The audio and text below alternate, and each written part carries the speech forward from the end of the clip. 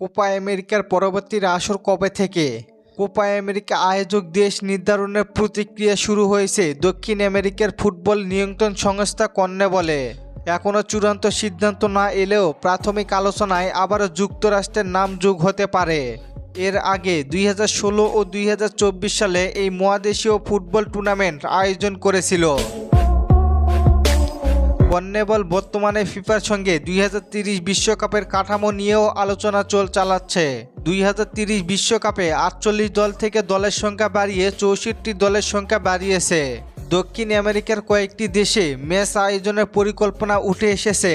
বড় আয়োজনের প্রস্তুতির মধ্যেই 2028 কোপা আমেরিকার আয়োজক নিয়ে এখনই চিন্তা জোরদার হচ্ছে।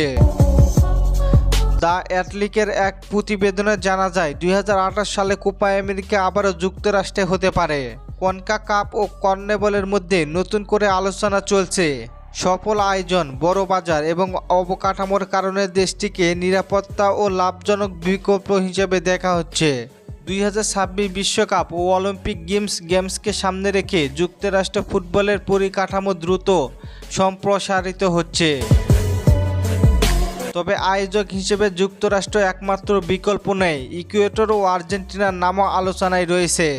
যদিও ইকুয়েডরের ফুটবল ফেডারেশনের সভাপতি আগেই জানিয়েছে বর্তমানে অবকাঠামো দিয়ে এই টুর্নামেন্ট আয়োজন করা কঠিন। তার মতে বড় পরিসরে বিনিয়োগ ছাড়া কোপা আমেরিকার মতো প্রতিযোগিতা আয়োজন করা সম্ভব নয়। আবার ইকুয়েডরের রাজনৈতিক নেতৃত্বে দেশটিকে সম্ভাব্য আয়োজন হিসেবে তুলে ধরার চেষ্টা চলতেছে।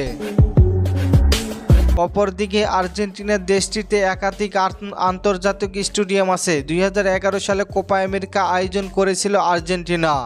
এখন শুধু দেখার বিষয় 2028 সালে কোন দল কোপা আমেরিকা আয়োজন করে। আর চলেন আপনাদের কমেন্টগুলো দেখে আসি। শিমুল ভাই প্রশ্ন করেছেন থিয়াগো সিলভা কোন ক্লাবে যাবে নাকি গেছে? না ভাই, এখনও যায়নি, তবে এসি মিলানে যেতে পারেন। সাইম ভাই প্রশ্ন করেছেন ব্রাজিলের সাথে নরওয়ের খেলা কবে? ভাই সময়সূচি এখনও ঠিক হয়নি। জিসান ভাই প্রশ্ন করেছেন বিশ্বকাপের ম্যাচগুলো টি স্পোর্টসে দেখা যাবে কি না? জি ভাই, দেখতে পারবেন।